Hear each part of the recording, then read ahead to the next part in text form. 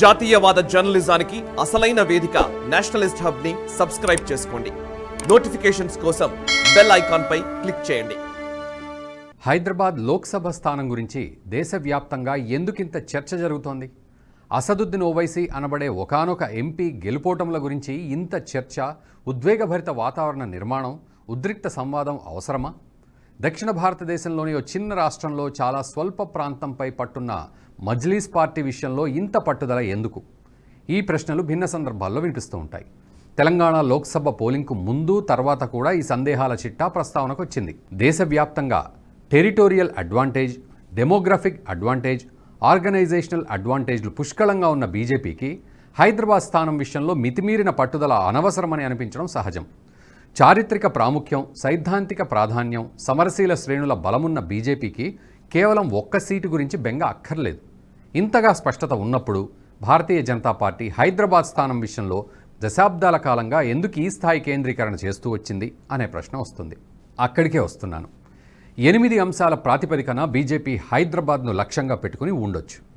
All India మజ్లీసే Ittehadul Muslimeen అనబడే రాజకీయ party దేశంలోని అనేక పార్టీల్లో ఒకటి మాత్రమే కాదు, అది దేశంలోని ముస్లిం జనాభాలో అనవసర భయాలను రేకెత్తిస్తున్న పార్టీ.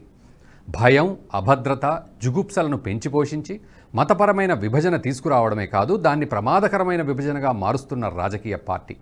మజ్లిస్ పార్టీ మూలాలు దేశ సార్వభౌమాధికారాన్ని ధిక్కరించడంలో ఉన్నాయి, సమగ్రతను తిరస్కరించడంలో ఉన్నాయి, ప్రజాస్వామిక భావనను వ్యతిరేకించడంలో ఉన్నాయి. స్వాతంత్రానంతర కాలంలో అవసరాల రీత్యా ప్రజాస్వామ్యాన్ని, సమగ్రతను, సార్వభౌమాధికారాన్ని అంగీకరించినా అవన్నీ సాంకేతికంగా బయటికి వ్యక్తమయ్యేవి మాత్రమే. ఆ పార్టీ మౌలిక ప్రతిపాదనలు, స్వభావంలో ఎలాంటి మార్పు రాలేదు. 370 ఆర్టికల్ రద్దు, ట్రిపుల్ తలాక్ రద్దు, సిఏఏ విషయంలో మజ్లిస్ వైఖరిని నిశితంగా పరిశీలిస్తే ఆ పార్టీ కోరుకుంటున్నదేమిటో అర్థమవుతుంది. కాబట్టి మజ్లిస్ పార్టీ విషయంలో భారతీయ జనతా పార్టీకి తీవ్రమైన పట్టుదల ఉండి ఉంటుంది. దాని మూలాల్ని పెకిలించాలనే పంతం ఉండే అవకాశం ఉంది. స్వాతంత్రానంతరం దేశవ్యాప్తంగా ఏకాభిప్రాయం ఏర్పడి సంస్థానాల విలీనం పెద్దగా చర్చలు అవసరం లేకుండానే జరిగిపోయింది. జునాగఢ్, హైదరాబాద్ రాజ్యాల విషయంలోనే భారత ప్రభుత్వానికి పేచీ వచ్చిపడింది. దేశ విభజన కాలంలో జునాగఢ్ పాక్ విలీనమైంది. ఆ తర్వాత భారత ప్రభుత్వం పట్టుదల కొద్దీ ప్లెబిసైట్ ద్వారా మన దేశంలో తిరిగి విలీనం చేసుకుంది. మొదటి సాధారణ ఎన్నికల కాలం నుంచి కాంగ్రెస్ స్వాధీనంలో ఉన్న జునాగఢ్ లోక్సభ స్థానాన్ని బీజేపీ 1991లోనే పట్టుబట్టి మరీ కైవసం చేసుకుంది. 2004 ఎన్నికలు మినహాయిస్తే 3 దశాబ్దాలుగా జునాగఢ్ పార్లమెంట్ స్థానంలో బీజేపీయే వరుస విజయాలు సాధిస్తూ వస్తోంది. జునాగఢ్ లోక్సభ నియోజకవర్గంలో దాదాపు 13% పైగా ముస్లిం జనాభా ఉంది. ముస్లిం ఓటర్లు నిర్ణయాత్మక పాత్ర పోషించే నియోజకవర్గం కూడా. హైదరాబాద్ రాజ్యం విషయంలో ఒక చిన్న స్థాయి యుద్ధమే చేయాల్సిన అగత్యం ఏర్పడింది. సర్దార్ వల్లభాయ్ పటేల్ చొరవ, వ్యూహాత్మక దృష్టి కారణంగా ఆపరేషన్ పోలోతో నిజాం రాజ్యం భారత ప్రభుత్వం ముందు మోకరిల్లింది. దక్షిణ భారతదేశంలోని ఒక చిన్న రాజ్యంపై సైన్యాన్ని దింపాల్సిన స్థితి ఏర్పడింది. అట్లా హైదరాబాద్ ప్రపంచం దృష్టిని ఆకర్షించింది.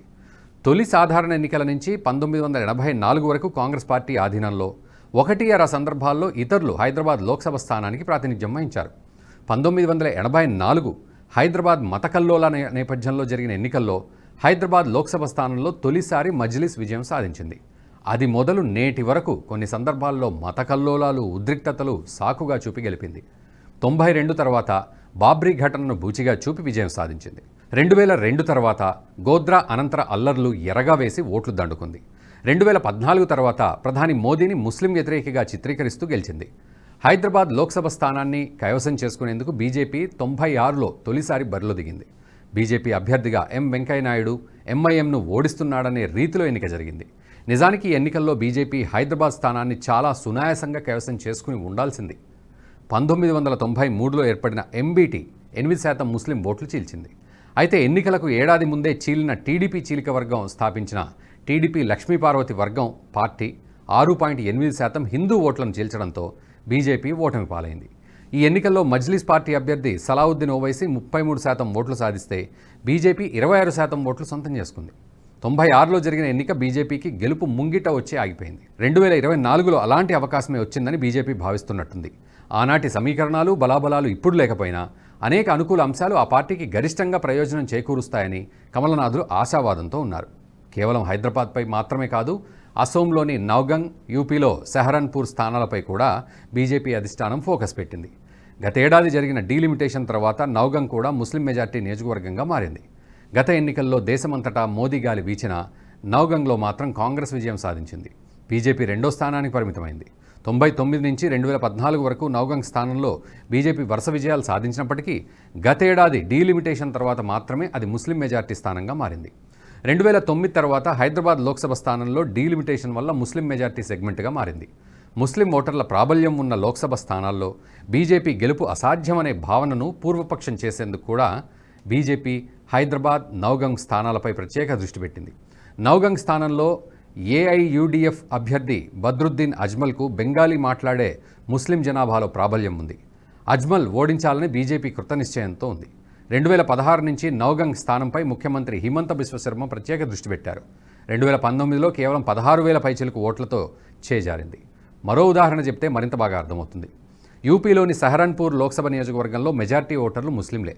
ముస్లిం ధార్మిక సంస్థ, జాతీయ అంతర్జాతీయ ఉగ్రవాదులకు పాఠాలు నేర్పిన దారుల్ ఉలూమ్ దేవ్బంద్ సంస్థ సహరాన్పూర్ జిల్లాలోనే ఉంది. దేవ్బంద్ అసెంబ్లీ స్థానాన్ని బీజేపీ పట్టుబట్టి మరీ గెలిచింది. సహరాన్పూర్ లోక్సభ స్థానాన్ని కేవలం 22,000 ఓట్ల తేడాతో కోల్పోయింది. ఈసారి రాఘవ్ లఖన్ పాల్ను రంగంలోకి దించింది. ఈ స్థానంలో బీజేపీ దాదాపు గెలిచే అవకాశాలున్నాయనే అంచనాలున్నాయి. దేశంలోని కొన్ని ప్రత్యేకమైన లోక్సభ స్థానాలపై బీజేపీ కేంద్రీకరించి పనిచేస్తోంది. తొలి దశలో ఢిల్లీని టార్గెట్ చేసింది. అన్ని స్థానాలు కైవసం చేసుకుంది. ప్రస్తుతం తూర్పున కలకత్తా నగరంలోని స్థానాలు, దక్షిణాన హైదరాబాద్, ఈశాన్యంలో నౌగంగ్, ఉత్తరాన సహరాన్పూర్లపై దృష్టి పెట్టింది. నౌగంగ్ మినహా మిగతా ప్రాంతాలన్నీ మన చరిత్రను, సంస్కృతిని నాశనం చేసిన వలస పాలకులకు కేంద్రంగా ఉన్నాయి, లేదా మతపరమైన ఉద్రేకాలు సృష్టించి మారణ హోమాలకు కేంద్రంగా మారిన ప్రాంతాలవి. ఈ కారణంగానే బీజేపీ ఈ స్థానాలపై దృష్టి సారించింది. బీజేపీకి అసదుద్దీన్ ఓవైసీ బీ టీం అనే వాదన కూడా ఉంది. కాకతాళీయంగా మజ్లిస్ పార్టీ వల్ల కొన్ని స్థానాల్లో బీజేపీకి ప్రయోజనం చేకూరిన మాట నిజమే, కానీ బీజేపీని గెలిపించడమే మజ్లిస్ కర్తవ్యం అనడం మాత్రం అసంబద్ధం, అర్ధరహితం కూడా. మజ్లిస్ ప్రభావం చాలా స్వల్పం. దాని భౌగోళిక విస్తీర్ణ పరిధి చాలా పరిమితం. దేశంలో ఎక్కడ 4-5 స్థానాల్లో మజ్లిస్ పార్టీ వల్ల బీజేపీ గెలిచినంత మాత్రాన బీటీ ముద్ర వేయడం అర్థం లేనిదే. ఈ వాదన తప్పు. ఓవైసీ తమ రాజకీయ వైరి అని కూడా బీజేపీ హైదరాబాద్ ఎన్నిక ద్వారా చెప్పదలుచుకున్నట్లు అర్థమవుతోంది. అనేక కారణాల వల్ల పార్లమెంట్లో ముస్లిం సభ్యుల సంఖ్య క్రమంగా తగ్గుతోంది. లౌకికవాదం గురించి ఉపన్యాసాలు దంచే కాంగ్రెస్, కమ్యూనిస్టులు కూడా ముస్లిమేతరులకే టికెట్లు ఇస్తున్నాయి. ఒకప్పుడు 50 మంది ముస్లిం ఎంపీలు ఉంటే ఇప్పుడు 25 మంది ఉన్నారు. వీరిలో తాను మాత్రమే ముస్లింల రక్షకుడిగా, సమర్థకుడిగా చెప్పుకునేందుకు ఓవైసీ నిత్యం తాపత్రయపడతారు. ఓవైసీ మాట తీరు, ధోరణి ముస్లిం ప్రజానీకాన్ని తప్పుదోవ పట్టించేదిగా ఉంటుంది. తనకు తాను చాలా ఆధునికుడిగా చెప్పుకునే ఓవైసీ ట్రిపుల్ తలాక్ అనే హీన సంప్రదాయాన్ని రద్దు చేస్తే గోల చేస్తాడు. ఈ తరహా ధోరణి ముస్లింలను తప్పుదో పట్టిస్తుంది, విష బీజాల్ని నాటుతుంది. ఈ 8 కారణాల వల్ల భారతీయ జనతా పార్టీ అధిష్టానం హైదరాబాద్ స్థానంపై ఫోకస్ పెట్టింది. జయాపజయాలను భాగ్యనగర ఓటర్లు త్వరలో తేలుస్తారు. బీజేపీ తన సుదీర్ఘ లక్ష్యాన్ని నెరవేర్చుకుంటుందా లేదా అనేది వేచి చూడాల్సిందే. ఈ వీడియో మీకు నచ్చినట్టయితే లైక్ చేయండి, 10 మందికి షేర్ చేయండి. అలాగే కామెంట్ల రూపంలో మీ అభిప్రాయాలను మాతో పంచుకోండి. Nationalist hub group of channels ను సబ్స్క్రైబ్ చేసుకుని తెలుగునాట జాతీయవాద జర్నలిజాన్ని ప్రోత్సహించండి. ఈ వీడియో కింద ఉన్న బెల్ ఐకాన్ పై క్లిక్ చేయడం మర్చిపోవద్దు.